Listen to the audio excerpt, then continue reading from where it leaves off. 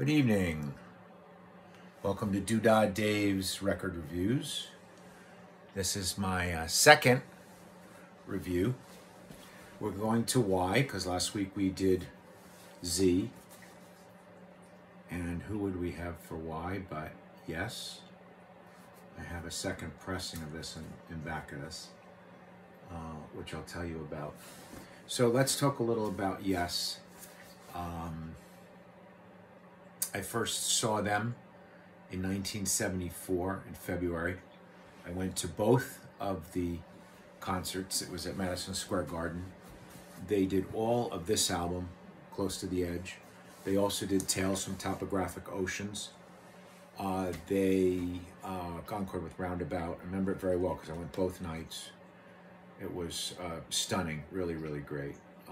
And then I saw them again in 2004 for the 35th anniversary. I have the shirt here. You can see that, and it's got on the back, you can see that has the relayer Roger Dean artwork. So let's get into Close to the Edge a little bit.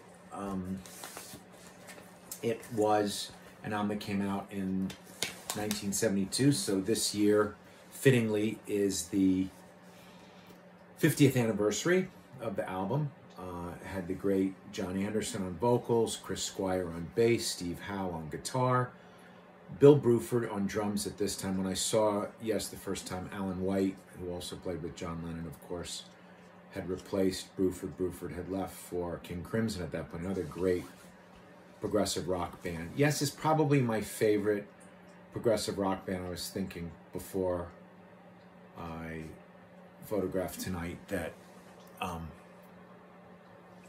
probably King Crimson, especially the first album, Genesis, Yes. I mean, it's very tough. There's so many great progressive rock bands.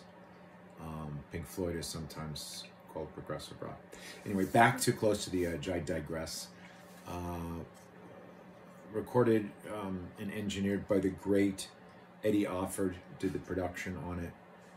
Roger Dean artwork, gatefold. Oh, I want to say hi to the VC, the vinyl community. I learned that from listening to you guys.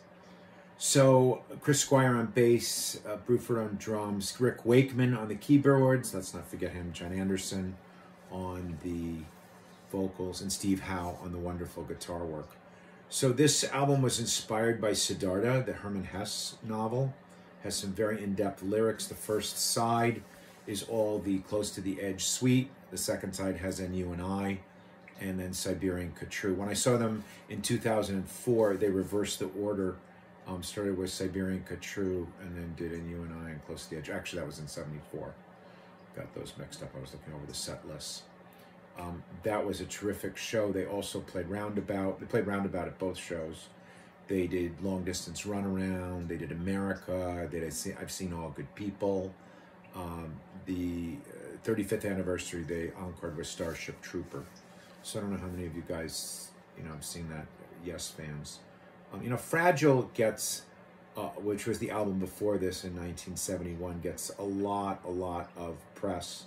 Roundabout's the big hit. They just did a re-release. Mo-Fi did a one-step, I believe. I saw Ron Beaudry do a piece on that this morning. And it's an excellent, fantastic album.